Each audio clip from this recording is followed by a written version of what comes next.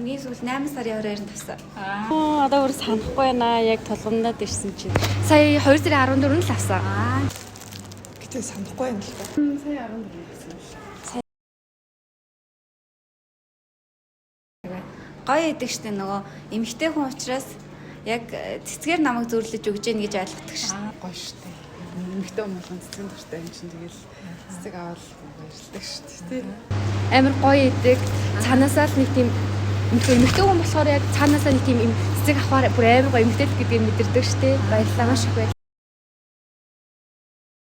За ямар ч юм эмэгтэй хүнийг бол би нөгөө энэ хорвоод утга учиртай олоод ирсэн гэж боддог шүү дээ. Эмэгтэй хүн нөгөө энэ хорвоо дээр байгаа бүх зүйлийн тэнцвэрт байдлыг хадгалдаг юм шиг санагддаг. Тэгэхээр эмэгтэйчүүдийг өөрийнхөө эрхийг хамгаалдаг. Тэгээ эмэгтэйлэг өөртөө итгэдэг байгаасаа л гэж хүсэж байна. Тэгээ бүгдэнд нь баярын мэнд хүргэе. Монголынхаа бүх сайхан эмэгтэйчүүдэд өөр аз жаргалтай хүснэ одоо зүйлийг хийдэг те. Ерөөс харуул одоо байгаасаа л гэж хүсье. За Монголын бүх сайхан бүсгүүчүүдтэй, ээжүүдтэй, охтуудтай бүгдэнд нь олон улсын эмэгтэйчүүдийн баярын мэнд хүргэе. Тэгээд бүгдээрээ сайхан баярлаарай. Мартин 8-ны мэд хүргэе.